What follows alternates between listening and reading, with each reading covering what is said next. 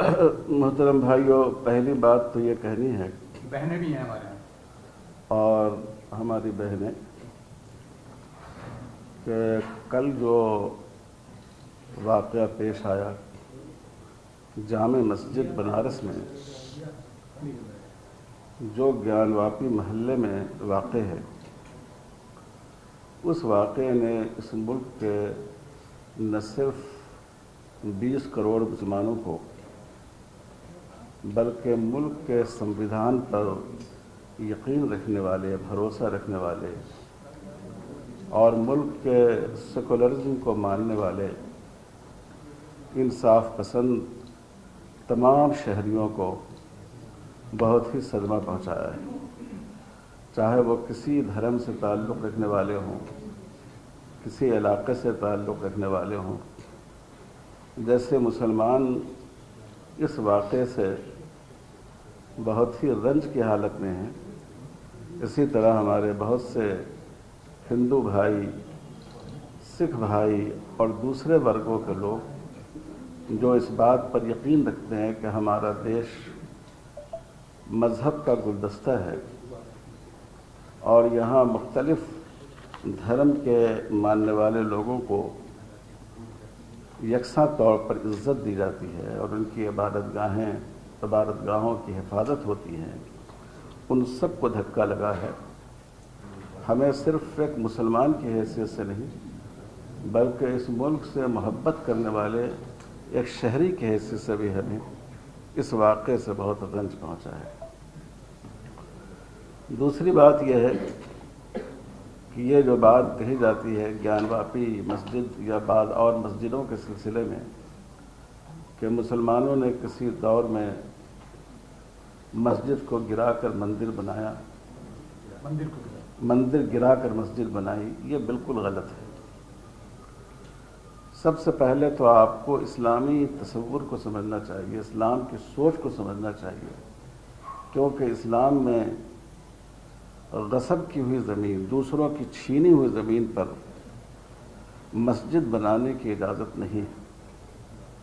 پہلی مسجد جو مدینہ منورہ میں بنی پیغمبر صاحب کی زندگی میں، مدینہ آنے کے بعد مسجد نبوی، جن لوگوں کی زمین تھی آپ نے ان کو پیسے دے کر وہ زمین خریدی۔ یہ کہا بھی گیا کہ آپ یوں ہی زمین کو قبول کر لیجئے، لیکن آپ صلی اللہ علیہ وسلم کا یہ احساس تھا کہ کہیں وہ اخلاقی دباؤ اور سماجی دباؤ کے تحت نہ یہ زمین دے رہے ہوں، اس لیے انہوں نے کہا کہ نہیں، میں ایسے اس زمین پر مسجد نہیں بنا سکتا، آپ کو اس کی قیمت لینی ہی ہوگی۔ تو ظاہر ہے کہ مسجد لوگ بناتے ہیں ثواب کے لیے، جو کام اسلام میں ثواب کا ہو ہی نہیں، کہ زبردستی کسی کے گھر پر ہم قبضہ کر لیں، کسی کی عبادت گاہ پر قبضہ کر لیں، کسی کی زمین پر قبضہ کر کے اس کو مسجد ڈکلیئر کر دیں، کیسے کوئی مسلمان ایسا کر سکتا ہے؟ اس لیے اس بات کو اچھی طرح سمجھنے کی ضرورت ہے کہ اسلام اس کی اجازت ہی نہیں دیتا۔ مسجد تو الگ بات ہے، ہمارے جو اسلامی قانون کے ماہرین ہیں انہوں نے لکھا ہے کہ اگر کسی کی زمین پر بلا اجازت زبردستی ہم وہاں نماز پڑھنے لگیں، آدمی یوں ہی نماز پڑھ لے، تب بھی اس کی کسی خاص شخص کی ملکیت میں کی زمین پر اس کی اجازت کے بغیر، تب بھی یہ ایک ناپسندیدہ عمل ہے۔ دوسری بات یہ ہے کہ ہم کو تاریخ کی، اتہاس کی سچائی کو سمجھنا چاہیے۔ آپ جانتے ہیں کہ اس ملک میں انگریز آئے اور انہوں نے اپنی حکومت کو مستحکم کرنے کے لیے لڑاؤ اور حکومت کرو، اس پالیسی پر عمل کیا۔ جب 1857 میں انہوں نے دیکھا کہ ایک خدا کی عبادت کرنے والے اور بہت سے دیویوں اور دیوتاؤں کی پوجا کرنے والے دونوں ایک صف میں کھڑے ہوئے ہیں انگریزوں کے خلاف، تو انہوں نے باضابطہ یہ پالیسی بنائی کہ ہندوستان کی تاریخ کو، یہاں کے اتہاس کو ایسا رنگ دیا جائے جس سے جو دو بڑی قومیں ہیں یہاں کی، ہندو اور مسلمان، ان کے درمیان آپس میں دوریاں پیدا ہو جائیں۔ یہ میں کوئی اندازے کی بات نہیں کہہ رہا ہوں، اس زمانے کی کا ریکارڈ موجود ہے، اس زمانے کی گورنمنٹ کے جو نمائندے تھے ان کی تحریریں موجود ہیں، اور جو انگریز اتہاس لکھنے والے لوگ ہیں ان کی تحریریں موجود ہیں۔ تو ہمیں یہ بات سمجھنی چاہیے کہ یہ ہندوؤں اور مسلمانوں کے درمیان نفرت پیدا کرنے کے لیے ایک افسانہ گھڑا گیا ہے، ایک تاریخ ایسی لکھی گئی کہ جس سے آپس میں دوریاں پیدا ہو جائیں۔ ورنہ آپ دیکھیے ہندوستان میں جتنے پرانے مندر ہیں، ہزاروں سال سے ہیں ہمارے ہندو بھائیوں کے مقدس مقامات، کئی مسلمان خاندانوں کی حکومتیں آئیں اور گئیں، کبھی کسی نے اس کی ایک اینٹ کھڑچنے کی کوشش نہیں کی۔ تو اگر مسلمانوں کی یہ سوچ ہوتی کہ ہم دوسروں کی عبادت گاہ پر زبردستی قبضہ کر کے اس کو مسجد بنا لیں، تو کیا یہ مندر موجود ہوتے، یہ دوسری عبادت گاہیں موجود ہوتی؟ تو اس لیے ہمیں یہ بات سمجھنی چاہیے کہ نہ اسلامی سوچ کے لحاظ سے یہ بات درست ہے اور نہ تاریخ کے اعتبار سے یہ بات درست ہے۔ یہ ایک ایسا اتحاد ہے جس کو لوگوں نے گھڑا ہے۔ تیسری بات ہم یہ کہنا چاہتے ہیں کہ کورٹ نے اس وقت جس جلد بازی میں فیصلہ کیا اور اس میں پوجا کی اجازت دی، دوسرے فریق کو بحث کا موقع بھی نہیں دیا گیا۔ یہ بات بہت ہی اس کی وجہ سے عدالتوں اور جو انصاف دینے والے ادارے ہیں ان کے بھروسے کو چوٹ پہنچی۔ جو اقلیتیں ہیں، مائنارٹیز ہیں، وہ محسوس کر رہی ہیں کہ کہیں ایسا تو نہیں ہے کہ عدالتوں نے اکثریت کے لیے اور اقلیت کے لیے الگ الگ پیمانے مقرر کر دیے ہیں۔ اس کی مثال بابری مسجد کا فیصلہ ہے۔ بابری مسجد کے فیصلے میں کورٹ نے اس بات کو مانا ہے کہ اس مسجد کے نیچے کوئی مندر نہیں تھا، مندر توڑ کر مسجد نہیں بنائی گئی۔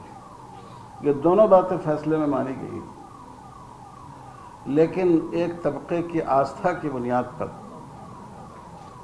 اس کو ایک فرقے کے حوالے کر دیا گیا۔ تو ظاہر ہے کہ کورٹ کا کام آستھا پر فیصلہ کرنا نہیں ہے، دلیل کی بنیاد پر انصاف کرنا ہے۔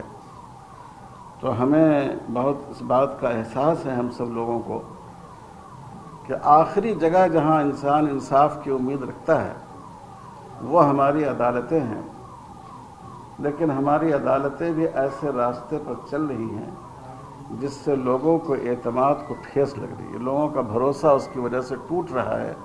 یہ بات صرف ہم نہیں کہہ رہے ہیں، یہ بات ملک کے بڑے بڑے قانون داں اور جو قانون کے ماہرین ہیں وہ بھی یہ بات کہہ رہے ہیں۔ تو یہ اس پر ہمیں صرف ایک مسلمان ہونے کے حیثیت سے نہیں، اس ملک کے ایک شہری ہونے کے حیثیت سے افسوس ہے کہ ہم سب کے بزرگوں نے، پرکھوں نے آزادی کی لڑائی لڑ کر، قربانیاں دے کر ایک ایسے دیش کا تصور کیا تھا جس میں مختلف جاتی کے لوگ، مختلف دھرم کے لوگ کاندھے سے کاندھے ملا کر رہیں گے، لیکن آج کے حالات میں اس اتحاد کو، اس یکجہتی کو توڑنے کی کوشش کی جا رہی ہے۔ آخری بات ہمیں یہ کہنی ہے کہ 1991 کا جو فیصلہ ہے، 1991 کا جو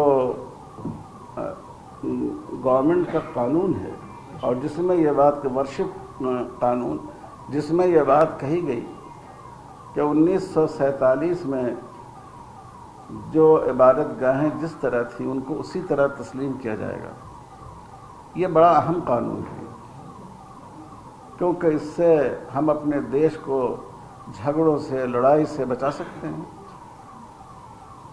بعض شرپسند لوگ غلط طور پر مسجدوں پر دعویٰ کر رہے ہیں۔ ہمارے بہت سے بودھ بھائی کہتے ہیں کہ یہاں کے بڑے بڑے مندر جو بودھ وہار تھے ان کو توڑ کر مندر بنائے گئے ہیں، یہاں تک کہ پوری کے مندر کے بارے میں یہ بات کہی جاتی ہے، اس کی تاریخ، اس کا اتہاس پیش کیا جاتا ہے۔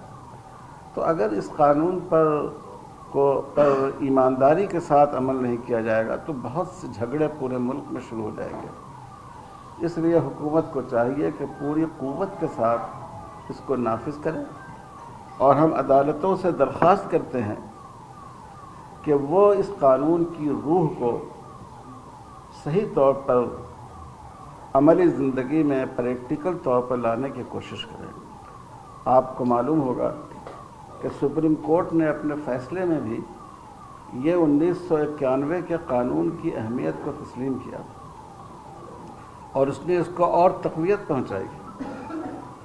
تو اس لیے ہمارا حکومت سے مطالبہ ہے کہ وہ ملک میں تمام عبادت گاہوں کا تحفظ کرے۔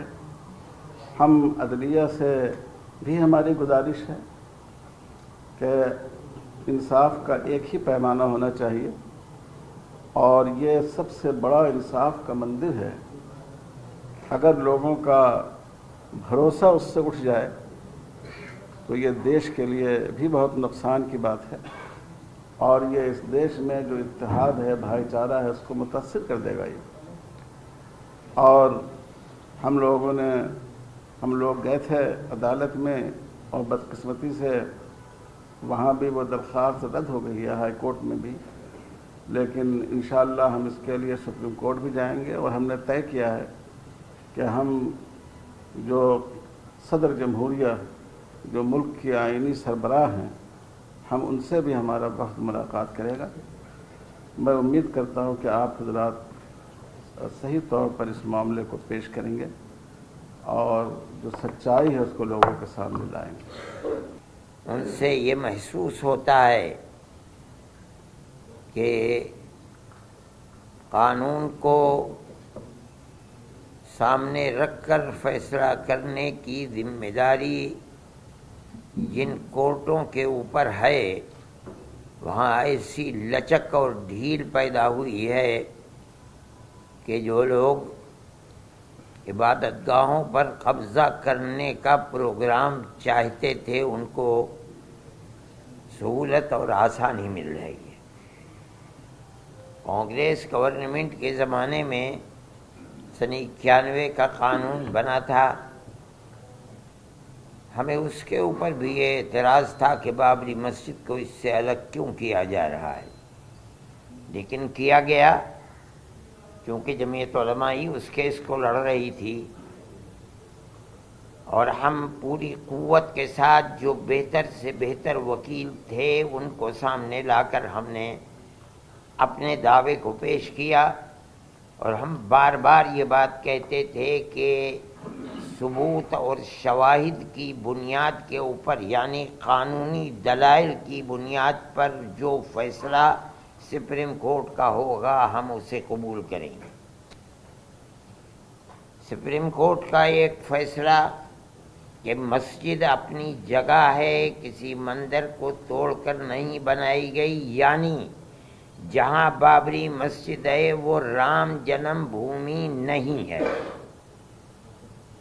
یہ فیصلہ کورٹ نے دے دیا سپریم کورٹ میں۔ یہ دلیل تھی، سروے ہوا تھا، سروے سے ثابت ہوا کہ یہاں کوئی دوسری عمارت نہیں تھی۔ لیکن ایک دوسرا فیصلہ کہ ہم یہ مسجد اکھاڑے کو دیتے ہیں، اس کی کوئی دلیل، کوئی ثبوت، کوئی شواہد نہیں ہے۔ سپریم کورٹ کے اس فیصلے نے، آپ خود دنیا کو دیکھیں، ملک کو دیکھیں، اس فیصلے نے کہ ہم عقیدت کی بنیاد پر اس مسجد کو توڑوا کر کے ہم اکھاڑے کو دیتے ہیں، اس نے جو راستہ دکھلایا ہے، اس راستے دکھلانے کے بعد پھوٹ پڑے ہیں مسائل کہ اس مسجد کو بھی لو، اس مسجد کو بھی لو، اس مسجد کو بھی لو، اس کے اوپر بھی۔ اس کا مطلب ہے کہ قانون کے راستے کے اوپر چلنا جو کورٹ کا امتیاز تھا، صرف بابری مسجد کے فیصلے نے ایک راستہ دکھلایا کہ نہیں، ان تمام قوانین اور قواعد کی لائبریریوں کو، ان کی کتابوں کو آگ لگاؤ، کوئی چیز نہیں ہے۔ فیصلے مذہب کے اندر جو بھی ہوں گے وہ عقیدے کی بنیاد کے اوپر ہوں گے، عقیدت مندی کی بنیاد پر ہوں گے، تو ملک کیسے چلے گا؟ یہ تو ایک تصور یہ دیا جا رہا ہے کہ جہاں بھی اکثریت اس ملک کے اندر اپنی عقیدت کی بنیاد کے اوپر کسی مسئلے کو لائے گی وہاں حقیقت اور ثبوت و شواہد کو نہیں دیکھا جائے گا، بلکہ وہاں یہ دیکھا جائے گا کہ اکثریت کی عقیدت مندی کیا چاہتی ہے، جو چاہتی ہے اس کو پیش کر دیا جائے گا تو ملک کیسے چلے گا۔ یہ ایک بات ہے سوچنے کی۔ ہم صرف اتنی ہی بات کہنا چاہتے ہیں کہ اگر روش یہی چلے گی تو چاہے وہ کسی بھی اقلیت کا فرد ہو، چاہے وہ سکھ ہو، چاہے وہ جین ہو، چاہے وہ مسلمان ہو، چاہے وہ عیسائی ہو، کسی مسئلے کے اندر اس کو فیصلہ نہیں ملے گا۔ اگر مقابلے کے اندر تناؤ ہے اور اس کے اندر عقیدت اکثریت کی اس کے اندر دخل رکھتی ہے تو اس کے اندر اس کے مقابلے کے اندر قانون بیکار اور بے اثر ہو جائے گا۔ یہ بات میں ہی نہیں کہہ رہا ہوں، سمجھدار اور بڑے بڑے وکلاء یہ بات کہہ رہے ہیں کہ اس فیصلے نے بابری مسجد کے جو راستہ کھولا ہے کہ عقیدت کی بنیاد جب کبھی مقابلہ ہوگا تو قانون اس کے مقابلے کے اندر ہیج ہو جائے گا، تو پھر لا آپ پڑھاتے کس لیے ہیں؟ لائبریریوں کے اندر آپ کے ہزاروں کتابیں کس لیے رکھی ہوئی ہیں؟ ان کو آگ لگا دیجئے۔ یہی مسئلہ ہے۔ یہ ملک کا میں سمجھتا ہوں بہت بڑا المیہ ہے کہ اس ملک کے اندر آج مسلمان یہ کہہ رہا ہے کہ مسئلے کی بنیاد لوور کورٹ سے لے کر سپریم کورٹ تک عقیدت کے اوپر ہے، قانون کے اوپر نہیں ہے۔ میں اس کو بہت بڑا المیہ سمجھتا ہوں، اور ایک یہ داہیہ ہے، بڑا مسئلہ ہے۔ اس مسئلے کو سوچنا چاہیے، اور جن لوگوں کے ہاتھ میں ملک کی باگڈور ہے انہیں سمجھنا چاہیے کہ ملک کو کدھر لے کر کے چلنا ہے۔ میں اس سے زیادہ اپنے افسوس کا کوئی اور اظہار نہیں کر سکتا۔ اور ہمارے بورڈ کے صدر مولانا خالد سیف اللہ رحمانی صاحب نے آج جس کام کے لیے ہم لوگ اکٹھا ہیں بنارس کی مسجد کے سلسلے میں جو معاملہ آگے بڑھا ہے اور جن بنیادوں پر بڑھا ہے اور جتنی تیزی سے بڑھا ہے اسی پر اظہار غم کہیے یا یہ کہ اپنی عدالت ہے جو آخری مرکز کہا جاتا تھا کہ لوٹ کر کے وہیں جانا ہے کسی بھی طرح کا مسئلہ ہو، تو وہ صاف صاف نظر آ رہا ہے کہ اس میں نہ پروسیجر کو پورا کیا گیا ہے، نہ عدالتی جو پروسیجر ہوتے ہیں اس کے مدارج ہوتے ہیں اس کو کسی طریقے سے پورا کیا گیا ہے، اور اسی طریقے سے یہ معاملہ چلا۔ اور اس کے ساتھ ہی 91 کی بات جو آئی ہے اس کے تناظر میں کہ کس طریقے سے اس کے اندر بھی 91 سے پہلے کی چیز کو بعد میں کیسے کر دیا گیا ہے، تو اس سلسلے میں حکومت سے بھی، عدلیہ سے بھی، اور سب سے زیادہ میڈیا کے لوگ جن کو ہر آدمی سنتا ہے، ہر آدمی اس میں بلیو کر رہا ہے، اس کو اسی اچھائی کے ساتھ اٹھائیں تاکہ آپ کے اندر میڈیا کو چوتھا ستون بھلے کہتے ہیں، لیکن حقیقت یہ ہے کہ قلم گویت کے من شاہ جہانم، یہی سب سے بڑا بادشاہ ہے، یہی سب سے بڑا حاکم ہے جو انصاف کے ترازو کو برقرار رکھ سکتا ہے۔ آپ کے ذریعے سے دیش واسیوں کو، ایک ایک فرد کو اسی انداز میں یہ پیغام پہنچنا چاہیے کہ ہم امن و شانتی کے ساتھ رہتے ہوئے، بھائی چارہ کو برقرار رکھتے ہوئے ہم حقدار کو اس کا حق پہنچائیں، اور اس میں خاص طور پر عدلیہ اپنا فریضہ سمجھے، اپنے مقام و مرتبے کو سمجھے۔ جو گیان واپی محلے میں واقع ہے تو اس میں جو وہاں کی ضلعی عدالت نے جو فیصلہ کیا کہ تہخانے میں جو ساؤتھ سیلان ہے اس کو ہمارے ہندو بھائیوں کی عبادت کے لیے انہوں نے دے دیا ہے، یہ عدلیہ کے اصولوں اور انصاف کے تقاضوں کے خلاف ہے۔ وہ تہخانہ بھی اور تہخانے کے اوپر بھی جو مسجد ہے وہ بالکل ایک مکمل مسجد ہے، اور جو ASI کی رپورٹ وغیرہ ہے وہ دعویٰ ہے، وہ حقیقت نہیں ہے، وہ قطعی ثبوت نہیں ہے۔ ان سب چیزوں کو مد نظر رکھے بغیر عدلیہ نے جو فیصلہ دیا ہے जुडिशरी ने जो फैसला दिया है वो जुडिशरी के उसूलों के खिलाफ है और उससे जो मुल्क भर में मैसेज गया है कि अदलिया का फैसला जानिबदार है, अदलिया को गैर जानिबदार रहना चाहिए। इससे अदलिया का विकार, अदलिया की इज्जत, अदलिया का एहतराम ये मजरूह हुआ है और अदलिया पर जो अवाम को भरोसा होना चाहिए वो भरोसा टूट रहा है। अब ये मसला सिर्फ ज्ञानवापी की या जामे मस्जिद बनारस की इस मस्जिद ही का नहीं है। जो हमारे मुल्क में पॉलिटिशियंस हैं, जो हुक्मरान हैं, उनकी क्या हिमायत है, उनका कोई सपोर्ट है या अदलिया उनके इशारों पे काम कर रही है, ये हमें मालूम नहीं। तो ये एक बड़ा सवाल है। उसी के साथ जो ब्यूरोक्रेसी है, एडमिनिस्ट्रेशन, जैसे कि उस फैसले में कहा गया कि 7 दिन के अंदर इसका इंतजाम करें, लेकिन फैसला आते ही फौरी एडमिनिस्ट्रेशन इतना एक्टिव हो गया कि दिन शुरू होने से पहले उन्होंने वहां पूजा का इंतजाम बैरिकेड्स काट के किया। इतना एक्टिव। तो इससे मालूम हो रहा है कि हमारे मुल्क के मौजूदा हुक्मरान, यहाँ का जो हमारा एडमिनिस्ट्रेशन और हमारी जुडिशरी, ये सब यहाँ पर एक इंसाफ के तकाजों को समाज में सबका जो सबकी तरक्की, सबके साथ इंसाफ के तकाजों के खिलाफ हो रहा है।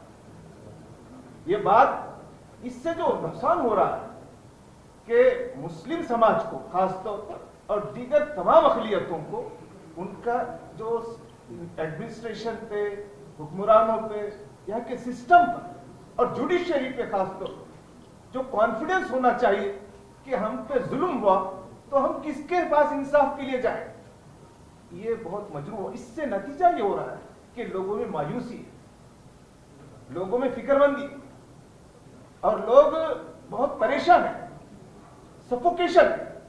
आज की इस प्रेस कॉन्फ्रेंस में हम उसी सफोकेशन को पेश करना चाह रहे हैं कि लोग समझे। मैं हमारे गैर मुस्लिम समाज के बड़े लोगों से इस बात की अपील करता हूं कि वो आगे आए और ये जो फिरका परस्त तंग नजर जो लोग हैं, जो समाज में इन बुनियादों को, देश की बुनियादों को तोड़ रहे हैं, उनको समझाने की कोशिश करें।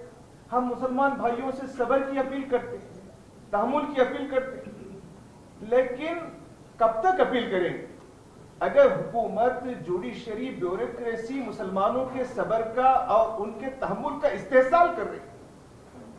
तो ये अब मुसलमान क़ियादत के भी बस में नहीं रहेगा कि मुसलमानों को बार बार कहें कि सब्र करो, तहम्मुल करो। अगर मुसलमान सब्र और तहम्मुल के इस रास्ते को छोड़ देंगे तो मुसलमानों का तो नुकसान है। इसलिए हम मुसलमानों से चाहते हैं कि वो सब्र और तहम्मुल करें, लेकिन अगर वो सब्र और तहम्मुल करना छोड़ देंगे तो सारे देश का नुकसान हो।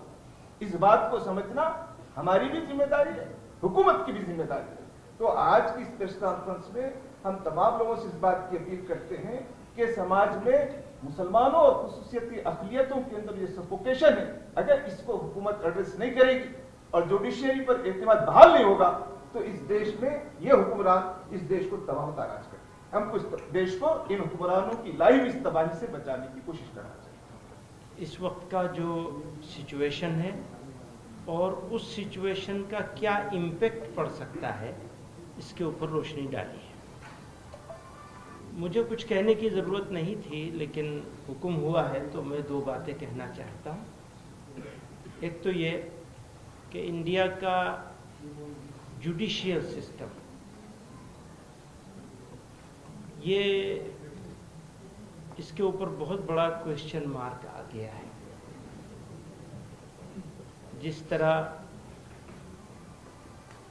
वन साइडेड तरीके से, एक तरफा तौर पर जाते जाते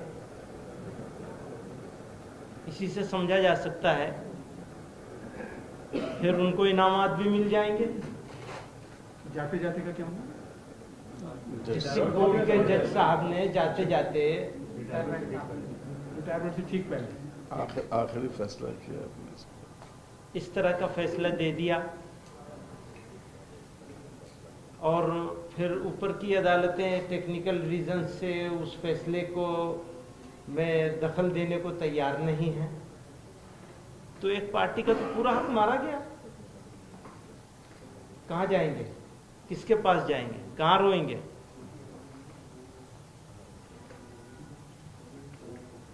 تو آپ لوگوں کو اسی لیے بلایا ہے، تکلیف دی ہے. اور جب ملک میں ہاں بتائیے، پریس کلب والے کہتے ہیں کہ نہیں اس سبجیکٹ کے اوپر آپ بات نہیں کر سکتے، تو کون سے سبجیکٹ پہ ہم بات کریں گے؟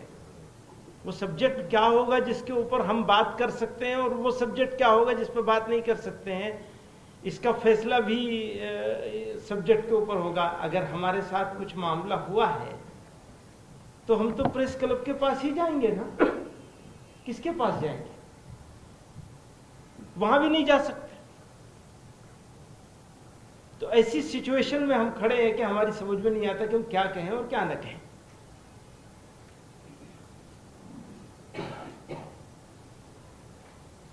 تو جیسا کہ اور سب لوگوں نے کہی وہ بات، میں اس کو سب کو دہرانا نہیں چاہتا ہوں، لیکن ان ساری باتوں کے ساتھ اتفاق کرتے ہوئے یہ کہنا چاہتا ہوں کہ بات اس حد تک نہ بڑھنی چاہیے جو خرابی کی طرف چلی جائے. خراب نہیں ہونے دینا چاہیے. ملک کو بڑی تکلیفوں سے، بڑی قربانیوں سے، بڑی جد و جہد سے آزاد کرایا گیا ہے، اور اس ملک کو بنانا، بسانا، آگے بڑھانا، لے کے آگے چلنا ہم سب لوگوں کا ساجھا ذمہ داری ہے. اس ساجھا ذمہ داری میں ابھی ہم لوگ تو بھاری ہیں، بلکہ اگر یہ کہا جائے تو بالکل غلط نہیں ہوگا کہ دشمن ہے، دشمنوں جیسا سلوک کیا جا رہا ہے. ڈیمونائز کر دیا، بدنام کر دیا، رسوا کر دیا، منہ دکھانے کے قابل نہیں ہے. ایسا کر دیا، بنا دیا ہے، اس میں آپ لوگوں کا بھی کچھ نہ کچھ ہاتھ ہے. سارا نہ صحیح تو شکایت تو آپ سے بھی ہوگی. تو انصاف اور انصاف کے تقاضے، اس کو باقی رکھنا سب کی ذمہ داری ہے. لاٹھی اور بھینس نہیں ہونی چاہیے، جس کی لاٹھی اس کی بھینس، یہ نہیں ہونا چاہیے. یہ جنگل راج ہے، یاد رکھیے گا. لاٹھی اور بھینس کا قانون اگر چلے گا تو لاٹھی ہاتھ بدلتی ہے، اس کو دھیان رکھیے. تو اچھا کرنا ہے اور مل جل کے کرنا ہے، یہی کہنا چاہتے ہیں. بہت بہت شکریہ.